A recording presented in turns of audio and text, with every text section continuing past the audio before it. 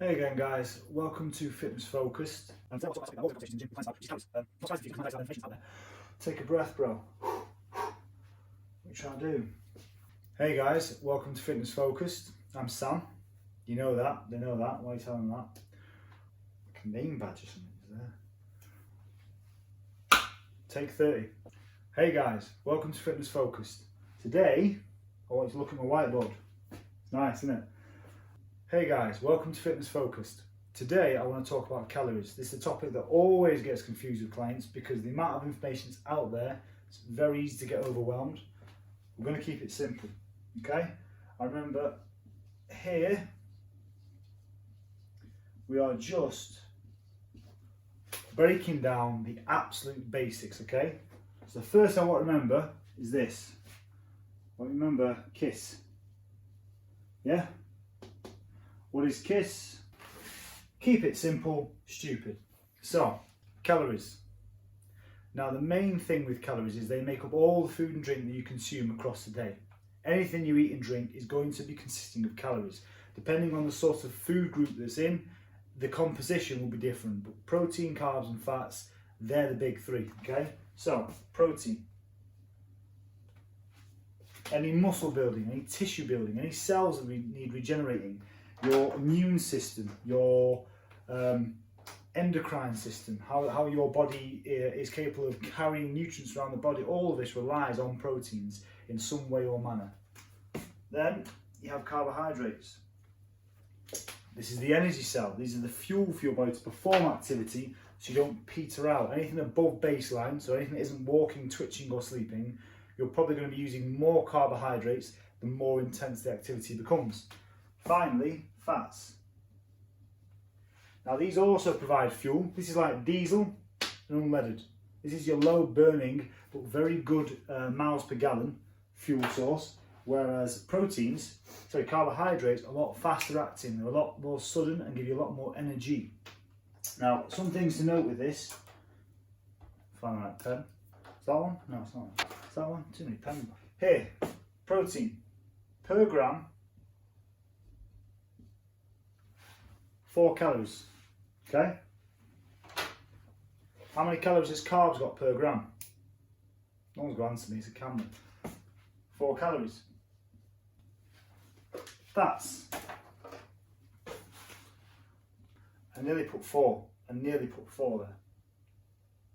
So the first difference you can see, that's a 9 by the way, it's a 9, is 4, 4 and 9. You can see there's more calories per gram in fats than carbohydrates, good, or protein. So these two, I'm discussing food with clients, these two are very interchangeable, okay? You can swap these out. I prefer you to have a higher protein diet. If someone comes to me and struggles to lose weight, I'm going to move them from carbohydrates to protein. There is nothing wrong with carbs, nothing.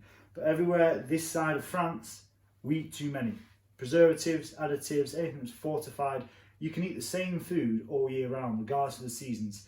You didn't used to be able to do that hundreds of years ago, and because of that, we tend to lean more towards the same foods. You make a list of all the foods you like right now. I'll give you 5 minutes. That was me cutting to 5 minutes. And what you'll find is your foods probably stay within the same 15 or 20 foods across the entire year. Hell, 2-3 years. You won't change your food sources very much, and I guarantee at least 2/3 of them are going to be carbohydrates. So what do we do about it? Well, tracking food doesn't need to be overly complicated. Imagine you had a bank account. I hope you do. In your bank account, you've got £1,000, okay? Now, right now it's safe, it's in the bank. Now, every single month you have outgoings. And let's say these outgoings are £500. But you also have income as well. So these are your outgoings. But you also have income. And this might be £1,000 again. So every single month you're losing £500, but you're gaining £1,000. Which means, a bit of quick maths here, geniuses out there, every month It's literally the same pen. Cut. every month,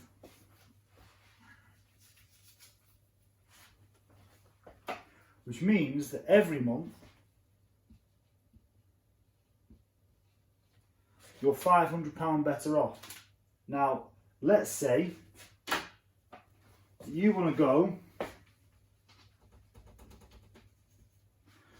and you want to go and buy some clothes, and you find after a bit of a spending spree, let's go Gucci underwear, let's say it's £100, bougie.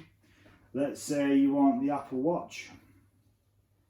Now I know how much this is. Rip off, nice joke, cut that out, I'm not getting sued. So the Apple Watch is probably £500, and you start seeing this number go down. You look at it a month from now, and all of a sudden, it doesn't say 1,000, and there's any zeros there, now it says 500. Oh dear. You've spent too much. By buying more gear, your outgoings have increased. What do? You stop spending. You calm down. You let the income build that bank back up again. And it's much the same way with your calories. But in this case, it's not your bank. I bought a cloth. Just use the cloth. It's your weight.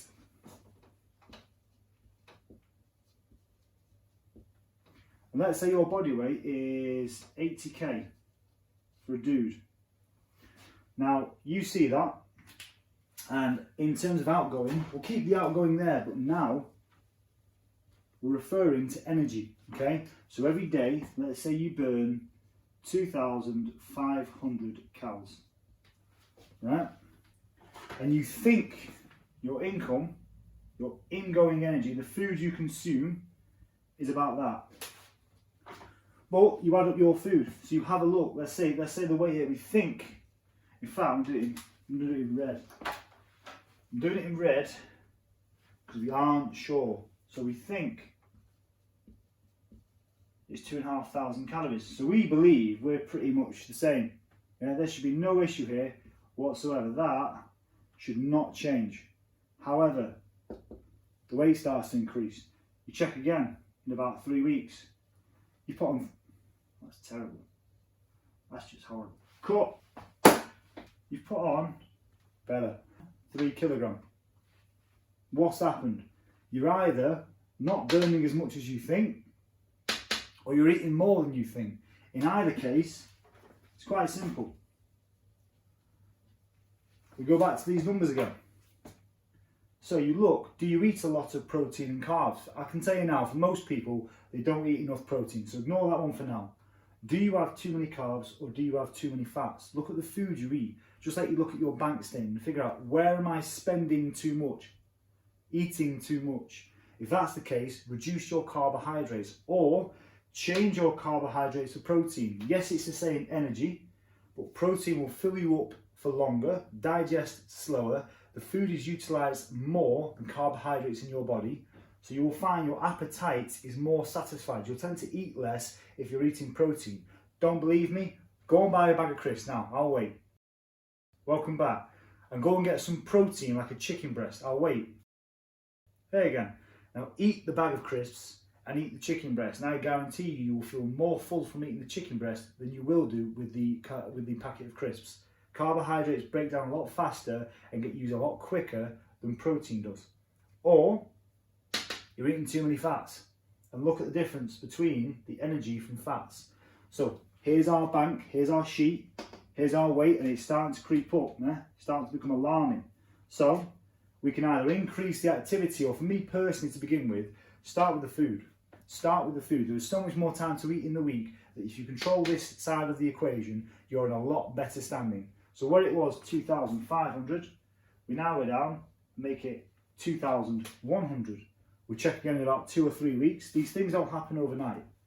And all of a sudden, it's come down. Mind blown, mind blown. So we carry on the equation and we eat a bit less, or we keep the food where it is and we just exercise a little bit more. Go for an extra long run, go for a longer walk, to be honest, 10-15 minutes a day. Start looking at doing 1 session a week, or if you already train once, twice a week, increase the weights, change the exercise, try doing it with a bit more intensity. All of these things will increase your overall energy burn and then help with the energy input. And it will keep your weight either stagnant or it will drop the weight if you want to. Of course, if you're trying to get big, just keep putting food in and make sure you're still getting strong within reason. Don't just start overloading this equation. But calories are there as a tool. They're not, whether you track them or not, they're still there. Do you know what I mean? It's like my brother, whether I ignore him or not, he's still there. He's still mithering on. I can turn away, he's still there. So it doesn't matter whether you admit that they're there or not, they still work. This equation is still going on all the time. Once you get your handle on this, understand it's only a tool to give you an idea of where you're looking, like your bank account would give you an idea of what you're spending and what you're saving, you can manipulate it. And all you need to know is that these three here, take a picture of this. 4, 4, 9. And then have a look at this, okay? This is you. This circle here, this is you. What you burn, what you eat. And it is as simple as that. Focus on what you burn, match it with what you eat, and see what the result is. If it goes up, this is too low or this is too high. If it goes down, this is too high and this is too low. If you want to keep it in the middle, you won't, it will fluctuate. Then just get a bit of a grip. And an extra fun fact for you, alcohol